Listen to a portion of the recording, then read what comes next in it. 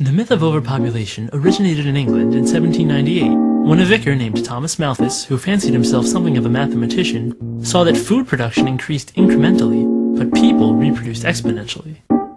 He sat down and did some simple math, and summarily decided that the world would be out of food by 1890. He blamed reduced mortality rates, and recommended killing off the have-nots of society, lest the haves starve to death.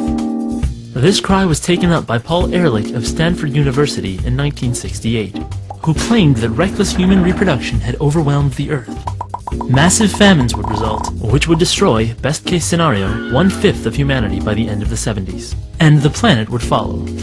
This fear produced large donations for the newly created UNFPA, which thrives on an imagined crisis that has been both imminent and rescheduled again and again over the past 2 centuries. The truth of the matter is that every family on this planet could have a house, with a yard, and all live together on a landmass the size of Texas, which is really just a small corner of the planet. The population of Earth will peak in 30 years, and then start to go back down. We're not overpopulated. Do the math.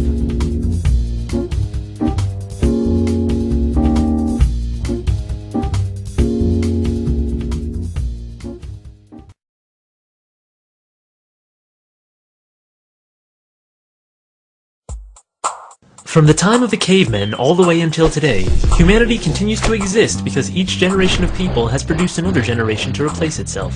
Scientists have figured out how many people need to be born each generation to replace the generation before. That number is 1 person per person. All things being equal, this creates perfect demographic balance.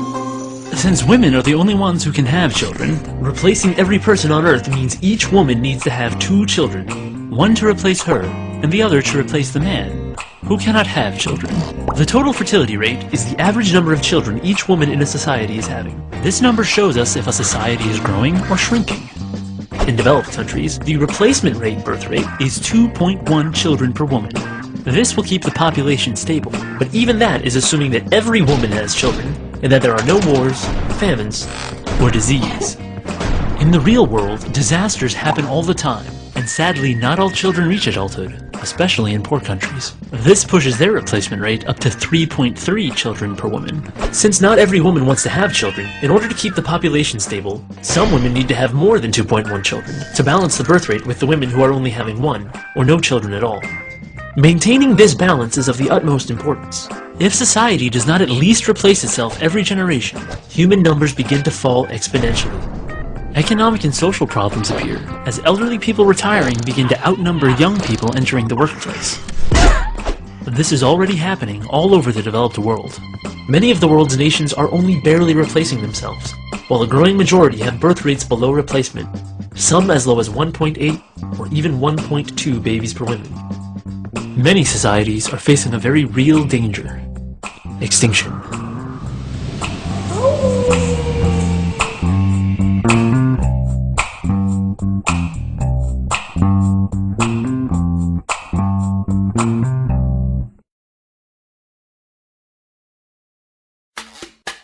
According to believers in overpopulation, there are so many of us on the planet that food production cannot possibly keep up.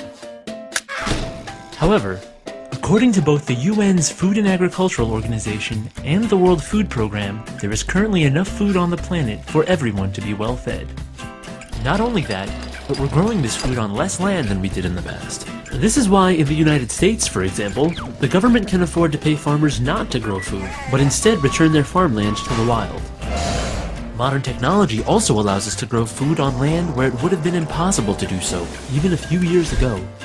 Agricultural experts even believe that Africa, if cultivated using modern farming methods, could eventually feed the whole world, all by itself. Then why are people in many parts of the world starving? The World Food Program lists key causes of hunger, and overpopulation is not on that list.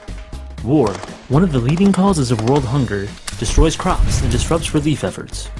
Widespread poverty prevents many from buying the food that they need. And a lack of infrastructure means that there isn't a reliable way to transport food to areas that need it. This is why reducing the number of hungry people will not make the remaining people less hungry. Those who have access to the food will continue to have access to it, and those who don't will still be hungry. Reducing population will not magically cause food to be spread around equally. And blaming overpopulation for everything does nothing but distract us from the real problems that we actually have. Think about it.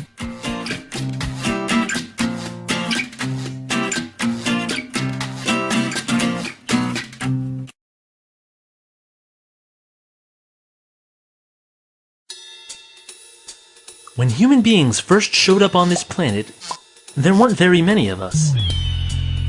And we faced a hard life of meeting our basic needs. Chances are, early humans spent a good deal of time hungry, cold, and without shelter. That is to say, poor. According to the World Bank, poverty is when people are deprived of well-being as a result of low income and aren't able to get the basic goods that they need for survival with dignity. How did any of the human race advance beyond poverty? We kept multiplying, and we formed communities. In communities, people stop spending all their time on simple survival, and are able to do things like divide up tasks, share resources, and pool their mental energies to come up with creative solutions to problems.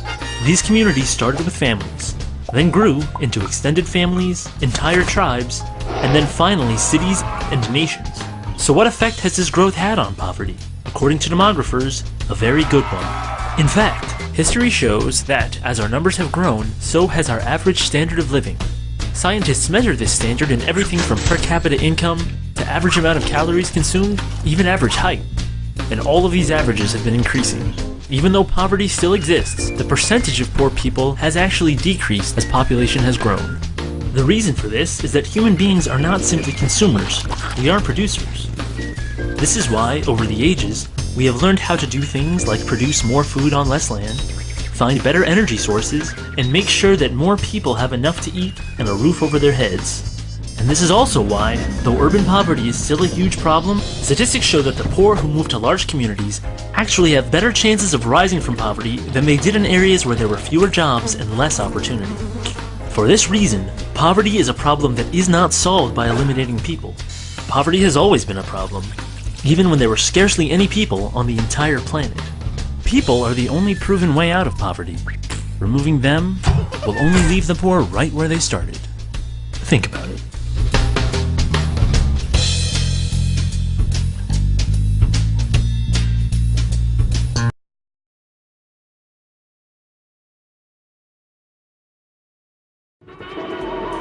At some point in the year 2011, the Earth will hold 7 billion people on its surface, more people than any point in recorded history. While some welcome this latest member of humanity with excitement, others with fear. When people hear that we've been adding 1 billion people every 15 years, they imagine humanity's growth to look something like this. But 1 billion people isn't as high a percentage of humanity as it used to be. For instance, imagine this roller coaster car represents 1 billion people.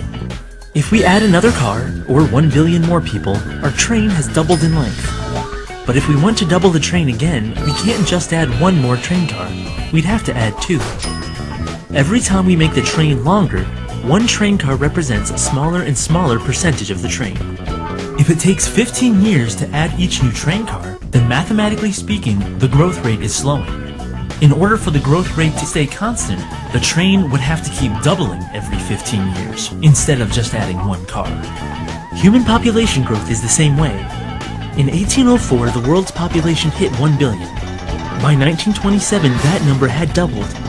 But by 1960, that number had only grown by half. By 1975, it was only growing by a third, and then a fourth, and then a fifth. To see how population growth is slowing down, we look at a number called the global total fertility rate, which is the average number of children each woman is having. And over the last 40 years, that rate has been rapidly falling. According to the UN's current data, the world's population is due to peak in 25 years. After it peaks, it will start to go down. By the end of the century, we'll be losing 1 billion people every 20 years. This year, the world's population will hit 7 billion. In 75 years, we'll be back here again. Think about it.